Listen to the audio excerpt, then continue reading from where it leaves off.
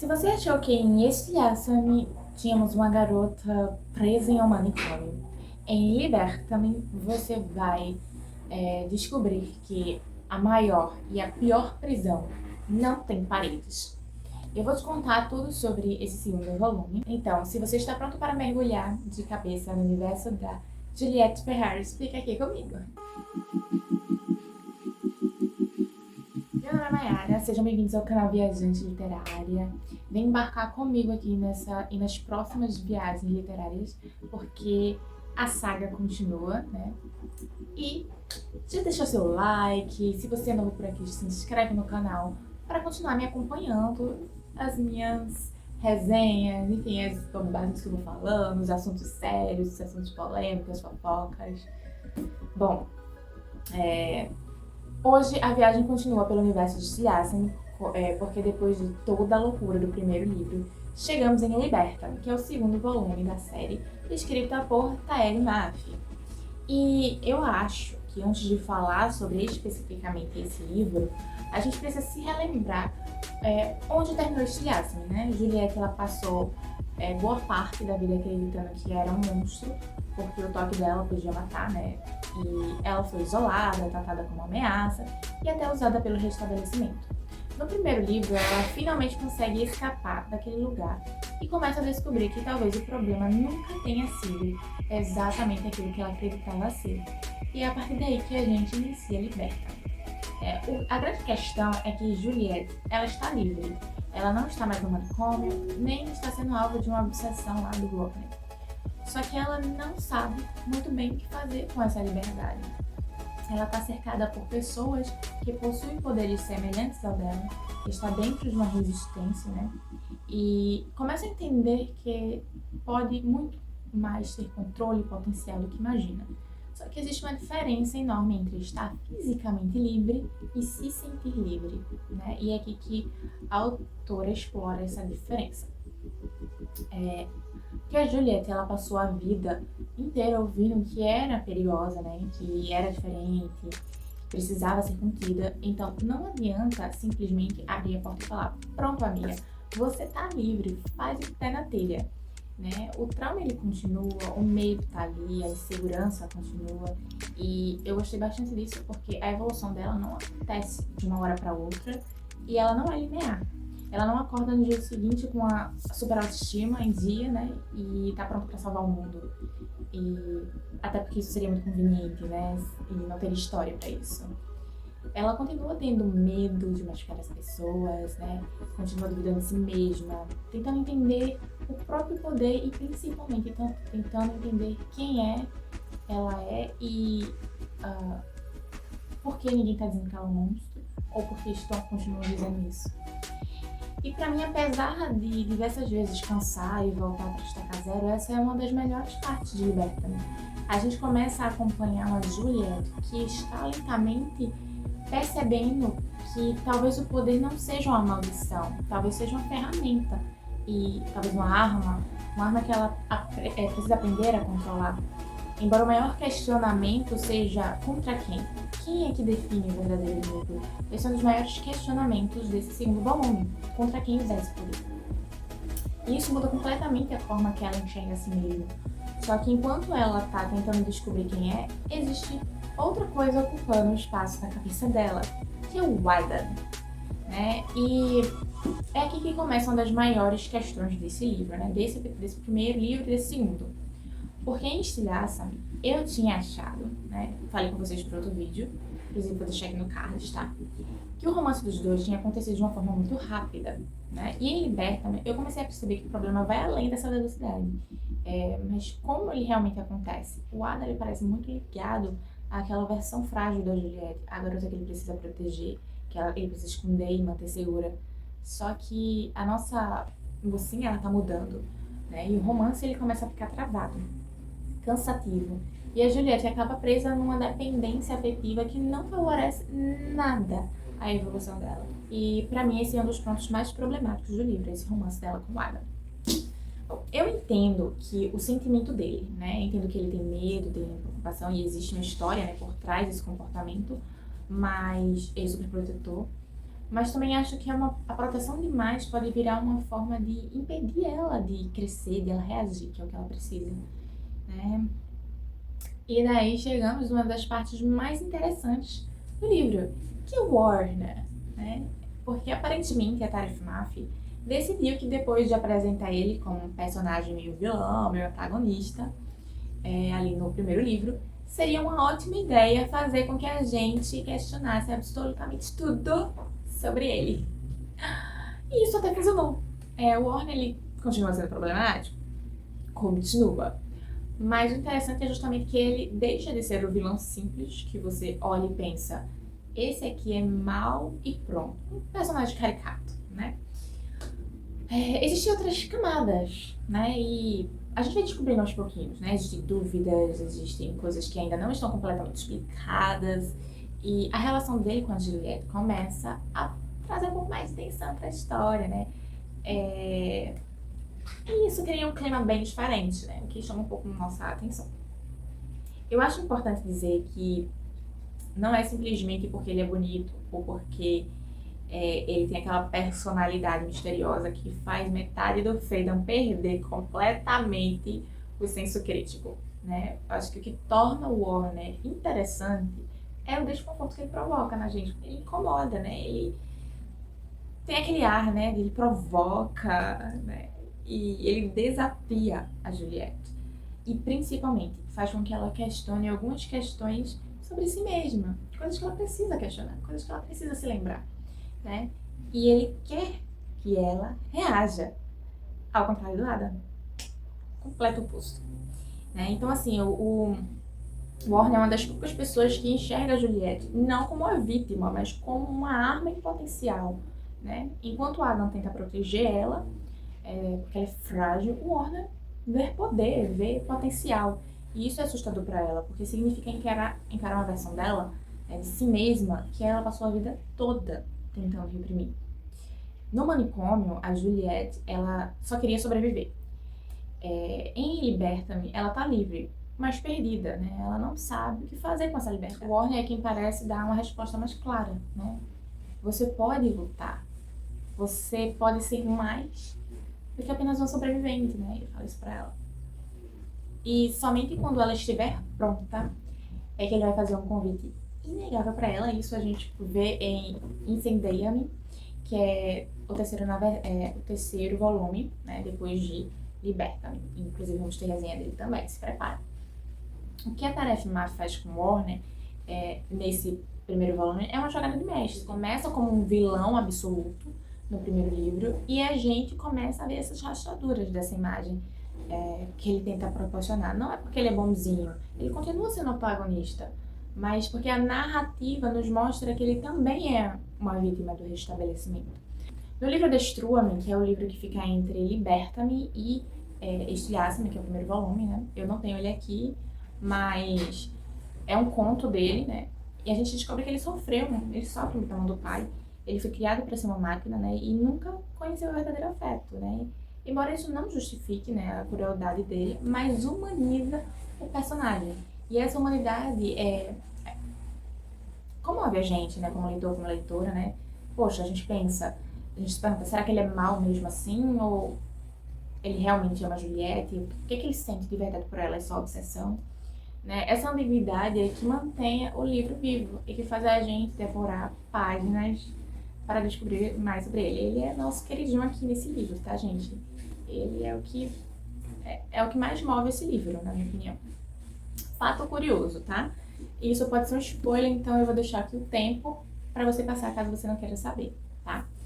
Sabemos que o Adam e o Warner podem tocar a Juliette, mas a questão aqui é o porquê. É revelado que em Liberta-me, né, que o Adam não é simplesmente imune ao toque da Juliette. O que acontece com ele é que ele tem um poder próprio, né, que é a capacidade de neutralizar os poderes de outras pessoas.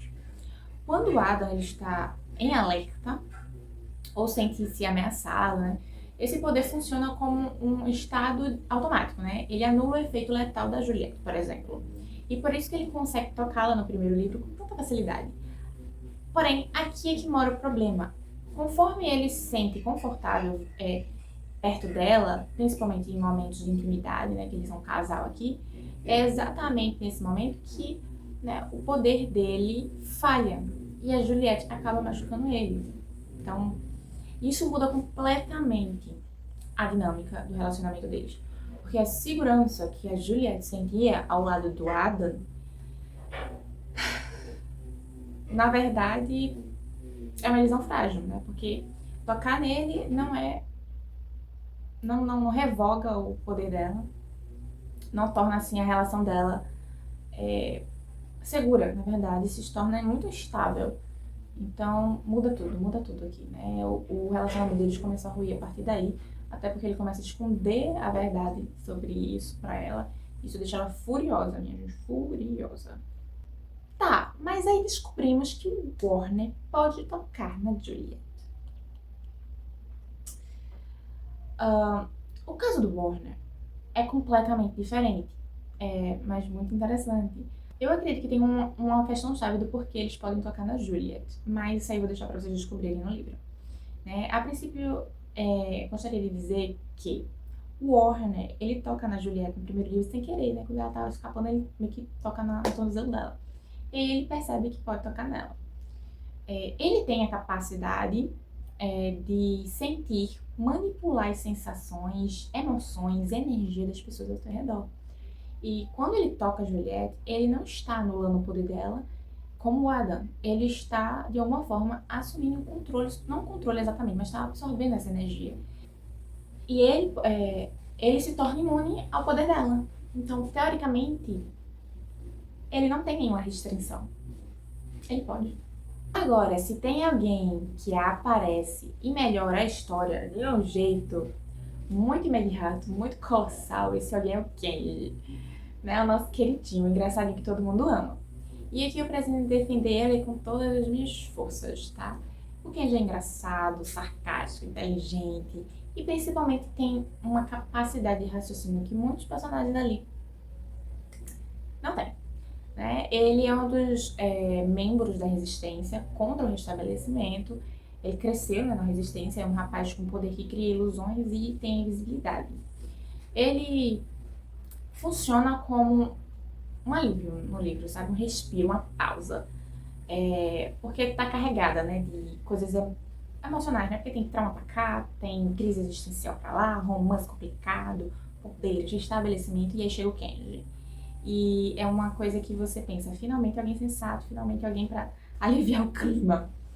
Mas o que mais gosto nele não é o fato de ele fazer piada. A amizade que ele tem com a Juliette é muito importante e significativa, sabe? Ele questiona, ele provoca também e ajuda, né? Ele também consegue enxergar umas coisas nela, mesmo que ainda que ela não consiga perceber, né? Ele também faz um papel fundamental. E aí é que tá a diferença enorme dele, tá? Porque nem toda relação romântica precisa ser necessariamente o pilar de tudo. Ele também é um pilar pra ela, como amigo. Aliás, em alguns momentos eu achei que a amizade com a Juliette e o Kenji foi muito mais saudável e interessante do que a relação amorosa que a história tenta desenvolver dela com o Adam. Tá? Pareceu fazer muito mais sentido. Inclusive, quando eu li pela primeira vez, eu achei que ele fosse o par romântico dela. Pois é, gente. Pois é. Nesse nível.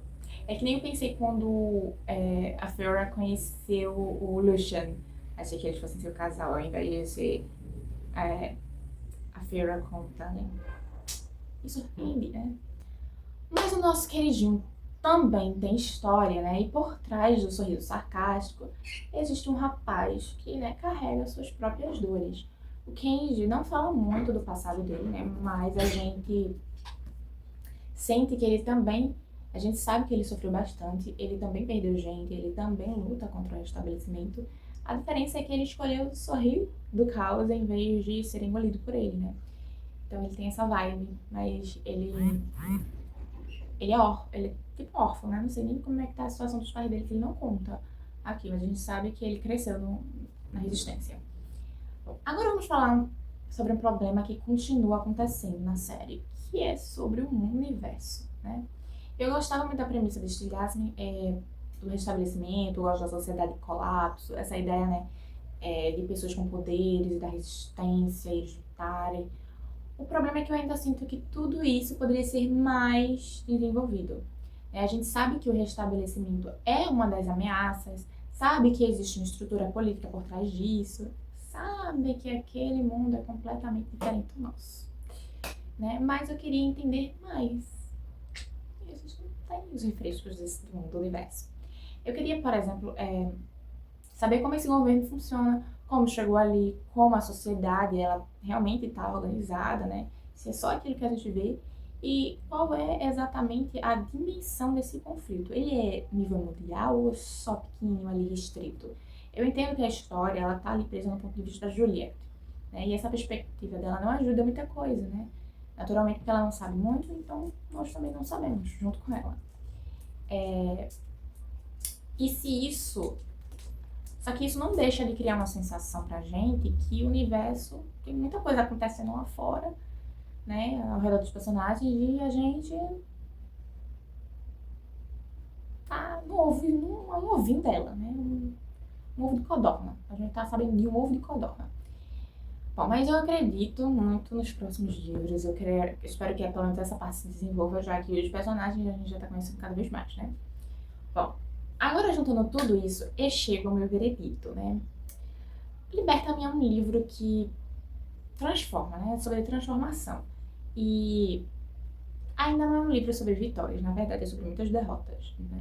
Porque não é nada que é linear, você tem vários saltos, depois você volta para a zona zero e começa tudo de novo, né? A liberdade, ela não é necessariamente sobre leveza, né? É sobre uma personagem aqui, né, que começa a entender que não precisa passar o resto da vida sendo aquilo que disseram que ela era, né? E pra mim esse é o ponto-chave, né?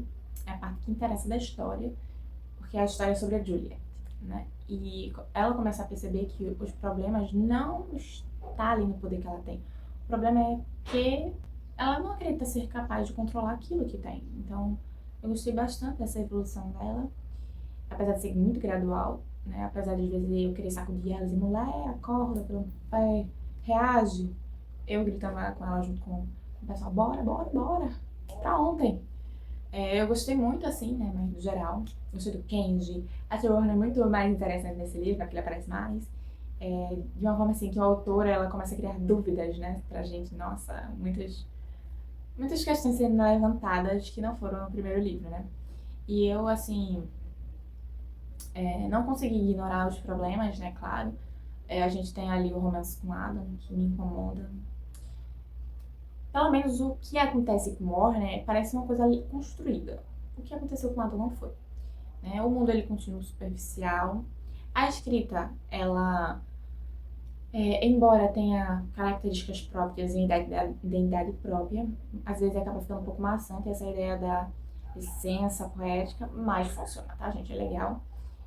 Achei que o líder da resistência é ingênuo demais, enfim, não sei. Eu não curti muito essa liderança da resistência. Eu achei que tudo foi muito amador da parte deles. Não gostei dessa parte. A primeira vez que eu li Liberta-me, eu dei umas 4 estrelas. Dessa vez eu dou 5 porque não foi o melhor livro até então, tá? Tem muitas coisas que precisam ser melhoradas. Mas muitas vezes eu perdi a cabeça com o que o Alan fazia. Ai, gente, Deus me ajude. Vocês também perderam a cabeça com ele? Porque ele começou a se tornar insuportável. Outra coisa, talvez ainda mais importante. Em que momento vocês começaram a olhar pro Warner e pensar, espera aí, tem alguma coisa acontecendo aqui? Porque assim, eu comecei a perceber isso desde o primeiro livro, quando ele aparece na primeira cena. Tem alguma coisa aí. Essa descrição da aparência dele tá muito detalhada. Né? Porque assim, essa é uma mudança colossal de percepção, né, que aconteceu comigo. E eu não sei se vocês passaram pela mesma sensação. Se você gostou da resenha, deixa seu like. Parece que é uma coisa pequena, gente, mas ajuda o canal a entender que esse vídeo tem um conteúdo interessante para vocês, leitores. E aí vocês espalham ele para mais pessoas, né? Se você ainda não é inscrito, se inscreve no canal, tá? E vem embarcar comigo nas próximas viagens literárias, porque aqui tem muito pra conversar, tá? Principalmente sobre essa saga, que é gigantérrima, aqui é só tá o segundo vídeo. Assistam o primeiro se não assistiram, eu vou fazer dos demais assim que eu for relendo tudo, tá? Se você quiser comprar Liberta-me, eu vou deixar o link da Amazon na descrição, tá? Comprando por ele você não paga nada de extra, tá? E ajuda o canal Viajante Literária a continuar produzindo conteúdos. Então, se você já estava pensando em comprar o livro, por favor, fica aí a oportunidade de ajudar o canal também, né? E é isso, gente. Liberta-me não foi perfeito pra mim, mas foi assim, como posso dizer, a ponte, né? Foi entender a história da Juliette, que ela está longe de acabar, né? Que ela está em momento de descoberta. E, bom, que fora isso ainda tem uma guerra lá fora para lutar. Então, agora eu gostaria de saber de vocês, se vocês têm interesse em descobrir até onde essa garota vai chegar. E quando finalmente vamos entender o tamanho do poder dessa garota, porque não acabou ainda, tem muita coisa, viu? E eu espero vocês nas próximas viagens, tá? Vai ter também resenha ali, Incendeia-me, vai ser a próxima resenha, fora o restante, né, da saga. Então é isso, viajantes, espero vocês na próxima, até a próxima viagem.